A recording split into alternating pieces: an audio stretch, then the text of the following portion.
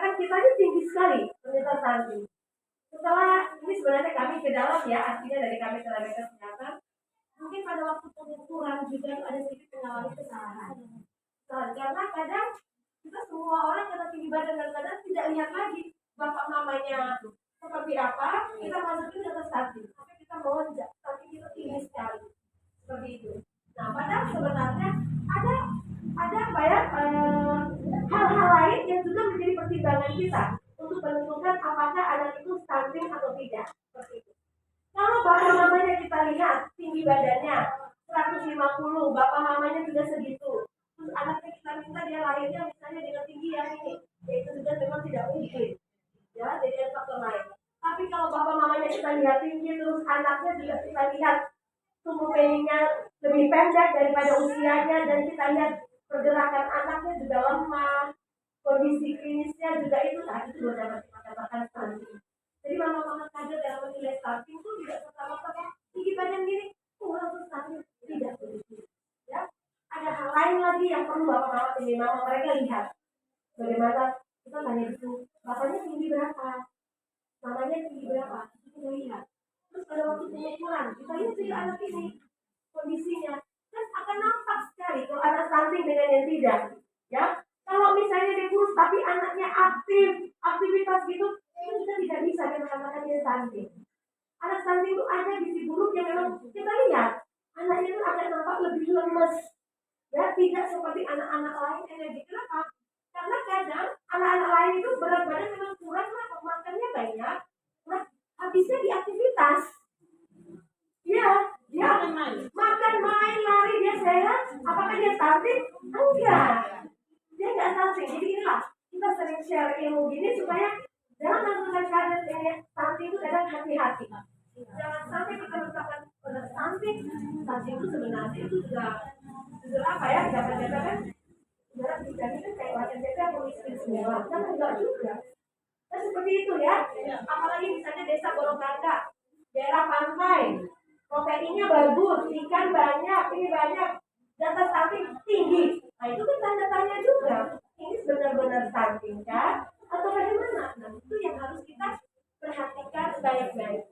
Jadi indikator menilai anak stunting tidak serta-merta hanya berat badan tinggi badan. Karena indikator kandungan itu hanya berat badan tinggi badan. Tapi kaji kembali, bapak mamanya tuh bagaimana tingginya, seperti apa? Terus waktu anak lahir kan ada pengkajian itu yang harus kita tanyakan. Seperti tadi sudah ada masukan misalnya itu waktu hamil bagaimana makannya seperti apa, terus lahirnya bagaimana, periksakan tidak kesehatannya. Tapi kalau selama itu dia jalannya baik, anaknya baik dan anaknya aktif, hanya karena berat badannya kurang, jangan langsung dikatakan anak itu seperti itu ya, apalagi pola makannya baik. Jadi ini yang kadang kita harus luruskan, karena penilaian stunting itu juga terlalu ekstrim ya. Itu juga menjadi di kancah nasional NTT stunting. NTT sudah nasib tidak tentu, stuntingnya banyak, jadi nah ini yang kadang kita ini ya yang harus ditamakan. Kita sekarang kita gerakannya itu apa? Bagaimana kita untuk upaya pencegahan, ya pencegahan dengan apa? Menggunakan makanan-makanan yang ada di tingkat optimal seperti itu. Karena kadang yang dikatakan gizi seimbang ini yang orang-orang masih agak sulit. Bagaimana Bapak? Ya, silakan. Iya, tadi apa yang dijelaskan oleh Ibu mengenai stunting ini. Karena yang kemarin yang kami dapat ini data asli kemarin ini, sedang posyandu kemarin ini, ya. Termasuk kami para kader ini anaknya juga di ini stunting. Makanya saya kemarin sempat protes di ibu bidang, saya bilang loh, kenapa berat badannya anak ini naik, tapi diperbolehkan stunting seperti itu. Makanya kami bertanya seperti itu, kepingin tahu apakah stunting itu, apakah seperti itu tadi apa yang dijelaskan oleh ibu tadi. Seperti itu ibu. Kalau bapak mamanya 150, tinggi 150, anak mau minta tinggi 170 ya, susah ya. Dan ya, terus ada yang anaknya di stunting itu ada beberapa orang.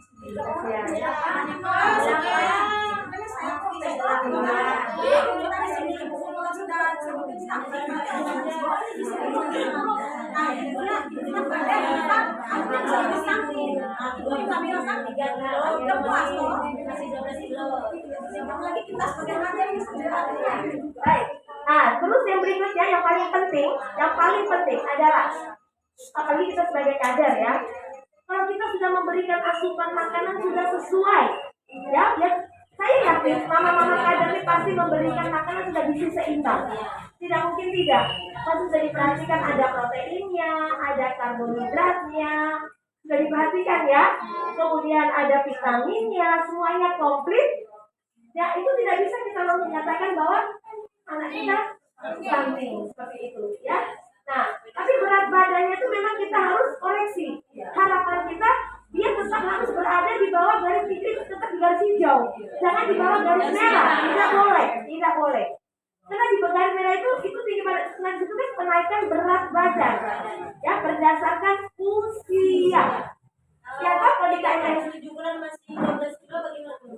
Berapa umurnya? 3 tahun 7 bulan. Kalau di KMS-nya dia ada di ini. Di atas garis merah ya. Garis merah kan hanya pudar ya. Nah, cuma usahakan tidak boleh berada di bawah garis hijau. Kalau dia berada di hijau-hijau muda,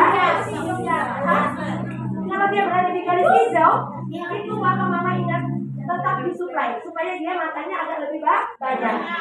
Kenapa anak perlu diperhatikan? Aktivitas mereka itu melebihi. Kadang aktivitas makan, jangankan ibu, ponakan saya saja, padahal itu kecil sekali, tapi bagaimana mau bisa diam?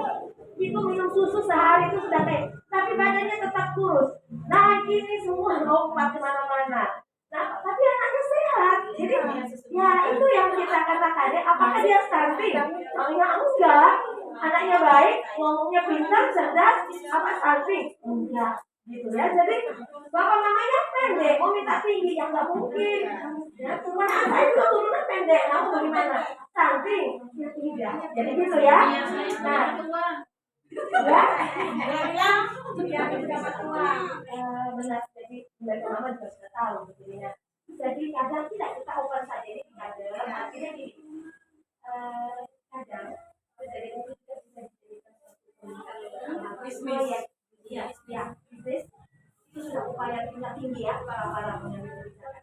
Tapi sebenarnya di masa masyarakat atau harapannya kita di masa ini berarti kan harus tahu bahwa kita keadaan ekonomi kita juga punya warga ya. Masa kita dibilang seperti itu, ya?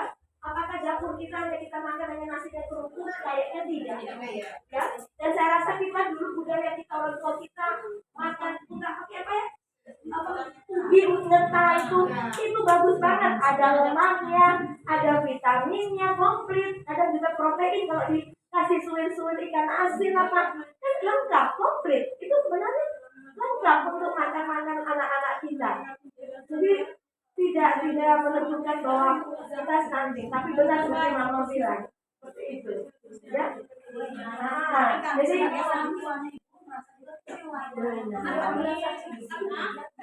dari penelitian kemarin itu adalah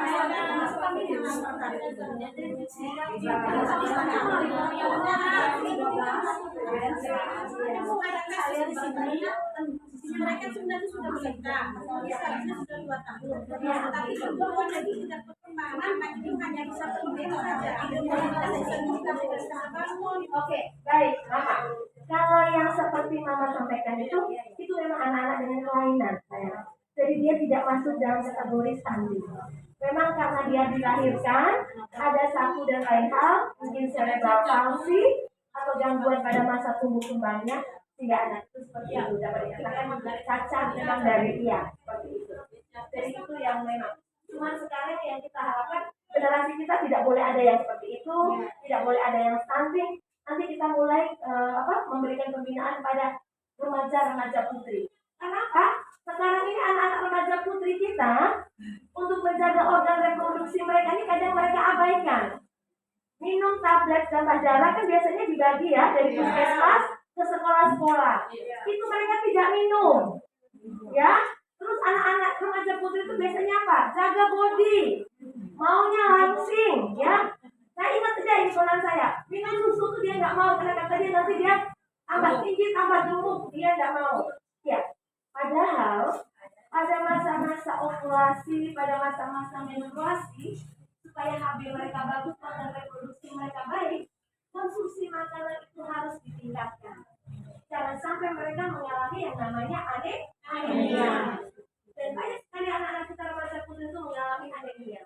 Nah, kalau terjadi anemia atau kekurangan darah yang bisa kita katakan itu nanti apa? Dia boleh makannya baik, tapi tidak sampai ke sel, ya, tidak sampai ke organ-organ reproduksi. Akibatnya apa? Bisa saja dia menjadi calon pengganti apa? Dengan posisi reproduksinya dia yang lemah. Jadi ibarat sama seperti kayak petani ya. Petani itu kalau mau nanam, pasti kan itu digembur tanahnya, tidak langsung tanam kan? Nah, cara gembur apa? Digembur, kemudian kasih pupuk, ya, dibuat subur. Nah, sudah bagus kondisinya baru ditanam. Sama juga supaya hasil bagus. Demikian juga organ reproduksi.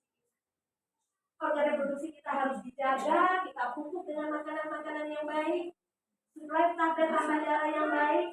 Kehidupan organ reproduksi, minta maaf kalau remaja putri kan sering banyak mengalami faktor pilihan karena mereka haid, tapi karena main males ganti pembalut seharian pakai terus, akibatnya apa lembab, tidak bagus, keluar kepusingannya banyak, akibatnya kemudian reproduksinya tidak bagus. Nah, itu yang harus kita kerjakan, bagaimana kita edukasi mereka supaya mereka mulai mempersiapkan diri. Supaya pada waktu masanya mereka harus menikah itu sudah reproduksi sudah dipersiapkan dengan baik. Jadi ininya bagus, kualitasnya bagus sehingga menghasilkan generasi yang bagus. Seperti itu. Bagaimana mama-mama? Bisa dipahami? Bisa ya. Jadi memang dilematis tentang stunting ini untuk tolak ukurnya, mengukurnya seperti itu. Kadang anak-anak yang ini, pada anak-anak saat ini kita terlihat banget kondisi klinisnya. Kadang kultur kulitnya yang keadaan kulitnya juga tidak sama seperti anak-anak yang sehat lainnya. Dia cenderung lebih pucat, terus ribut seperti itu. Beda, kita kelihatannya juga dari pengamatan kita juga agak beda. Ya, apalagi dengan baca anak-anak gizi buruk. Ini kadang kita lihat banget ya, tulang-tulangnya itu seperti itu. Iya. Ya, pernah gizi buruk. Iya. Di bawah garis merah. Di bawah garis merah. Kenapa anaknya bisa seperti itu? Makannya susah atau gimana? Oh. Kalau makan susah, motivasi mama untuk apa? Beragam. Mau tingkatkan makannya. Tidak boleh dengan menu seperti itu. Memang harus kreatif. Mama harus ini dituntut mama kreatif. Memang gampang-gampang susah ya motivasi anak makan. Iya, susah. Pertama kita sudah supply, berikan vitamin, langsung makan. Sudah ada kasih vitamin. Tapi kok nggak mau juga rubah cara penyajian makanan. Jadi yang mama misalnya makan, yang mama buat misalnya hanya ikan 1 ekor digoreng gitu. Ini tidak. Terpaksa mama mungkin dibentuk kotak-kotak, dikasih ini apa gitu. Memang harus seperti itu. Terus mama perhatikan makanan apa yang dia suka. Misalnya sekarang itu kan ada suka yang kayak sosis ya, yang panjang itu yang kita lihat. Nah, mama harus buat ikan yang mama buat sendiri seperti sosis itu supaya dia mau makan. Karena kalau yang kita beli kan kadang tidak terjamin ya, bersihan atau dengan bahan kimia. Tapi karena mama lihat, saya suka itu. Mau tidak mau, mama belajar untuk membuat itu untuk anaknya. Harus gitu.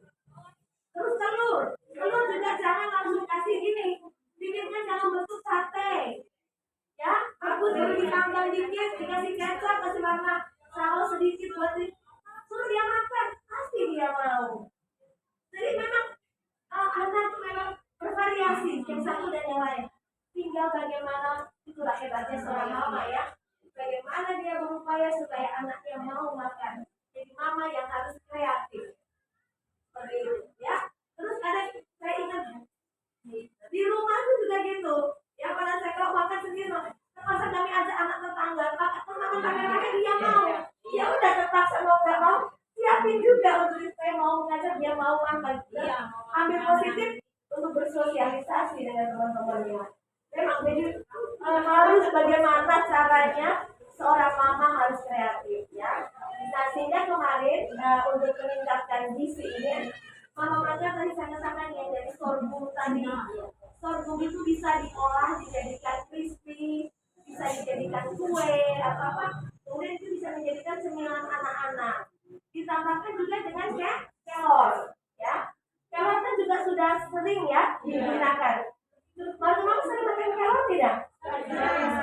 Sering ya. Nah, oke. Sesekali ya, benar. Kalau untuk kita punya di sini, untuk di Kabupaten NJ, kita hati-hati juga. Memang penelitian saya itu tentang kelor. Jadi kelor itu bagus karena dia antioksidannya tinggi, proteinnya juga tinggi, itu bagus untuk ini. Tapi tidak bisa juga over. Artinya misalnya dalam seminggu hanya bisa misalnya 2 kali makan. Tidak bisa terus-menerus, tidak boleh. Karena sesuatu yang berlebihan itu juga bisa menyebabkan racun bagi tubuh kita. Karena terlalu tinggi oksidannya menjadi prooksidan. Itu malah bisa menyebabkan gangguan dalam tubuh kita.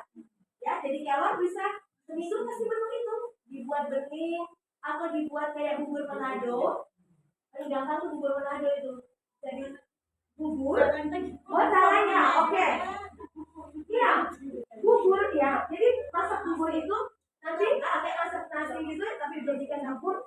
Tinggal campur daun kelor, labu besi itu masukin, bayam masukin, pecahin telur, taruh gitu, langsung diaduk, tinggal kasih bumbu sedikit, garam sedikit, atau dengan musik apa bawang putih dikit aja untuk kita rasa, udah langsung disajikan hangat-hangat disuapin ke anaknya.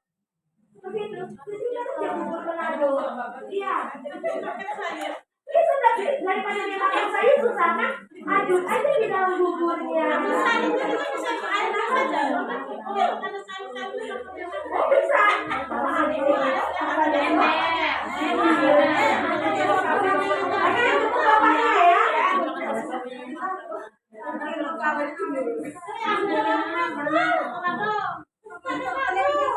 Blender bisa. Oh, anaknya tidak mau lihat, tidak mau makan sayur. Oh ya sudah,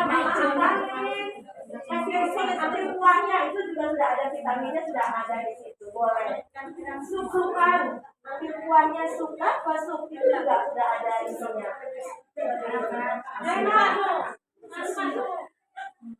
Anak saya tadi juga mau makan. Ayo juga mau makan. Ayo pengennya jajan terus. Katanya waktu mama hamil, mama pilih-pilih. Iya. Akibatnya anak lahir, coba mama lihat baik-baik dan sampai hamil dulu pilih-pilih. Mamanya hamil jajan terus. Iya, karena mama tidak makan apa-apa. Semua makan. Nah, terus kenapa anak tidak mau?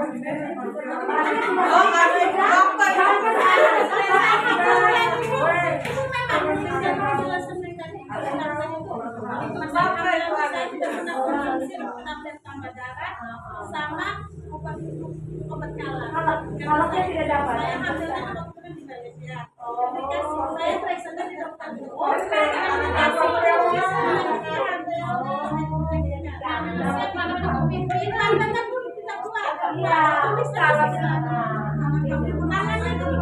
Belum puas. Karena kalau memang sudah bayar